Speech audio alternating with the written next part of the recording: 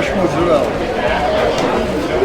I made it this morning. Patsy Grimaldi has been making pizza in New York City for 3/4 of a century. I was 14 years old. I was taking the 3rd Avenue Well to Harlem Friday, Saturday, and Sunday. The year was 1945 when he began working for his uncle, Pasquale Patsy Lancieri, at his renowned East Harlem pizzeria, Patsys. I was named after my uncle. Uncle Pat would show me everything he knew, and he taught me the whole how to make the dough, everything about it. Not only was Patsy making pizzas, but some high-profile friends too. I went to the phone. I said, "Who's this?" He said, "It's Frank Sinatra." "Oh, hi, Frank, how are you?" He said, Good. He said, "I got a problem." I said, "What kind of problem could you have?" He said, "I got some people here and I got no food." Those people? Humphrey Bogart, Ava Gardner, and Lauren Bacall. I said, "What do you want?" "Whatever you want, I'll bring to you." He said, bring me a half a dozen pizzas and some cannolis. I said, "I'll be there in a half hour."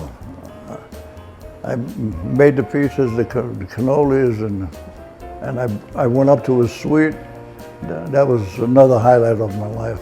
And that's just one slice of Patsy's story. In 1990, his dreams came true when he opened his very own pizzeria with his beloved wife Carol at 19 Old Fulton Street in Brooklyn. We borrowed money from our relatives, our friends, and we opened Patsy's. It was called Patsy's at the time. They eventually changed the name to Grimaldis, but some things never changed. Like the lines of people wrapped around the block waiting to get a taste of Patsy's coal-fired pies. Anybody can make a pizza, but there's a right way and a wrong way. I do it the right way. And he always did it with Carol by his side. We worked great together. She would stand by the counter there to take all the orders, and I'd be making pizzas, and sometimes I would make somebody's pizza that I liked before somebody else, and she would get mad at me. "Why are you making that guy's pizza and this guy's waiting?" In 2012, the couple came out of retirement and opened Juliana's, named after Patsy's mother, in the very same building where they built and then sold their Grimaldi's empire years before. To this day, almost a decade later, business is still buzzing. And although Carol passed on in 2014, Patsy still comes to their restaurant every night, taking up residence at his table in the corner. I recently joined him to ask about his legacy. What have you enjoyed the most about it? I brought back the pizza business, you know.